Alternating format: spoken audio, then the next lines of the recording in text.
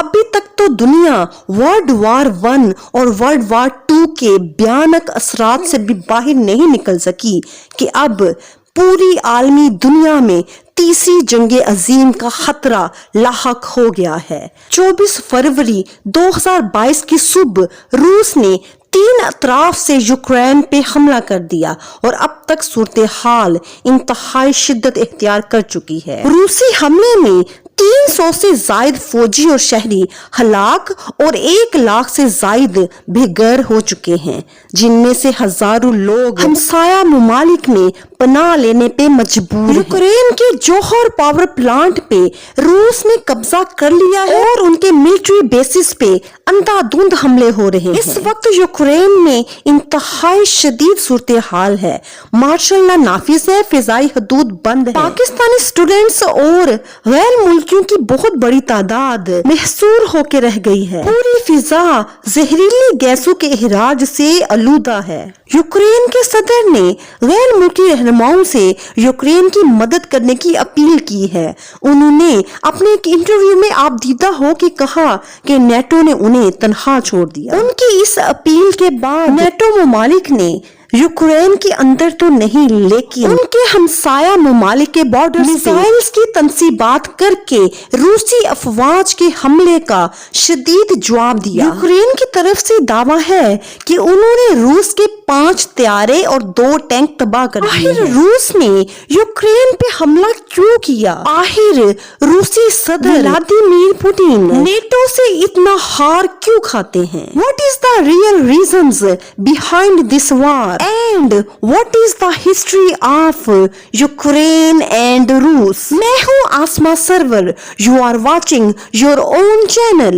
Explore and motivate your talent. ہم لائے ہیں آپ کے لیے روس اور یوکرین کی تازہ صورتحال پہ مکمل video. But you don't forget to like, share and subscribe this channel with the first bell icon for new notifications. بہت عرصہ پہلے کی بات ہے، 1917 سے بھی پہلے، جب روس پہ بادشاہت کا زوال تھا۔ اس وقت یہ سوویت یونین ہوا کرتا تھا اور یوکرین بھی سوویت یونین کا ایک اہم حصہ تھا، لیکن شاہی زوال کے بعد یوکرین کو سوویت یونین سے الگ کر کے ایک الگ ریاست بنا دیا گیا۔ لیکن ٹھیک 5 سال کے بعد روس نے یوکرین، بیلاروس اور جارجیا کے ساتھ ایک معاہدہ کر کے 1922 میں USSR بنائی۔ اس وقت USSR بہت طاقتور تھی۔ اس اتحاد کو توڑنے کے لیے امریکہ اور یورپی یونین نے ورلڈ وار 2 کے بعد مختلف ممالک کو اپنے ساتھ ملا کے نیٹو کی تشکیل کی۔ نیٹو اور USSR کی ہمیشہ سرد جنگ رہی۔ After the collapse of USSR کے کئی ممالک اب نیٹو کا حصہ بن چکے ہیں، اگرچہ ابھی تک یوکرین نیٹو کا رکن نہیں بنا، لیکن وہ نیٹو کا رکن بننے کے لیے ویلنگ ہے۔ اگر یوکرین نیٹو کا رکن بن جاتا ہے تو یہ روس کی نیشنل سیکیورٹی کے لیے کافی خطرہ ہے۔ یوکرین کے بارڈر کا کافی بڑا حصہ رشیا کے ساتھ ملا ہوا ہے۔ روس کی امریکہ سے کبھی نہیں بنی، نیٹو پہ زیادہ تر ہولڈ امریکہ کا ہے۔ پچھلے کچھ عرصے سے نیٹو کے رکن ممالک میں تیزی سے اضافہ ہوتا جا رہا ہے۔ نیٹو ایگریمنٹ میں یہ واضح طور پہ لکھا ہے کہ اگر نیٹو کے رکن ممالک میں سے کسی ایک پہ حملہ ہوتا ہے تو باقی ممالک اپنی افواج اس ملک کے ڈیفنس کے لیے بھیجیں گے۔ اگر یوکرین نیٹو کا رکن بن جاتا ہے تو یوکرین کے بارڈر پہ کہیں بھی میزائل تعینات کیے جا سکتے ہیں جو روس کے اندر 5 منٹ کے اندر اندر تباہی پھیلا سکتے ہیں۔ امریکہ ان میزائل بیسز پہ کافی فنڈنگ کر رہا ہے۔ جنگ عظیم دوئم کے بعد نیٹو 1949 میں قائم اور ایسٹرن یورپ کے ساتھ ساتھ کافی ممالک نیٹو میں شامل ہو چکے ہیں۔ اس اتحاد کی وجہ سے روس تیزی سے تنہا ہوتا جا رہا ہے۔ روس نہیں چاہتا کہ اس کے ہمسایہ ممالک بیلاروس اور یوکرین کو بھی نیٹو میں شامل کیا جائے۔ روس اور یوکرین کا تنازع 2014 میں شدت اختیار کر گیا جب روس نے اپنی افواج کریمیا میں بھیج کے وہاں پہ اپنا تسلط قائم کر لیا۔ کریمیا میں ریفرنڈم ریفرنڈم کرا کے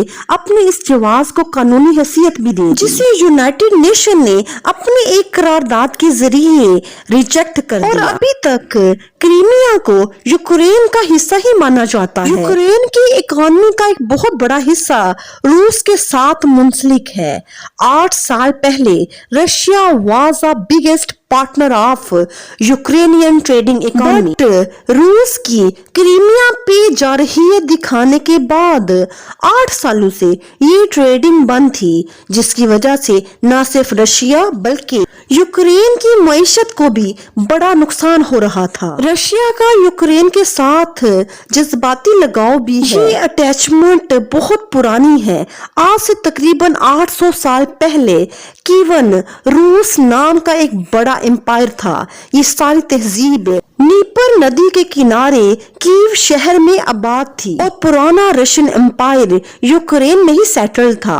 ان 1991 after the collapse of Soviet Union, Ukraine established as a separate state. Ukraine میں بڑی مقدار میں نیچرل گیسز کے ریسورسز ہیں۔ ولادیمیر پوٹن نے دسمبر 2021 میں ایک ڈرافٹ پیش کیا، جس میں انہوں نے ایک تجویز پیش کی کہ رشیا اور نیٹو آپس میں ایک معاہدہ سائن کر لیں کہ سابقہ سوویت یونین کا کوئی بھی ملک نیٹو میں شامل نہ ہو، بلیک سی میں فوجی مشقیں نہ کی جائیں، اور رشین بارڈر کے پاس سے تمام میزائل کو ہٹا دیا جائے۔ لیکن امریکہ نے اس کو ریجیکٹ کر دیا۔ روس نے اپنے ڈیفنس میں 9 لاکھ افواج میں سے 1.5 لاکھ افواج یوکرین میں داخل کر دی، یوکرین کے دارالحکومت کیو پہ قبضہ کرنے کے لیے شدید گولہ باری کر رہی ہیں۔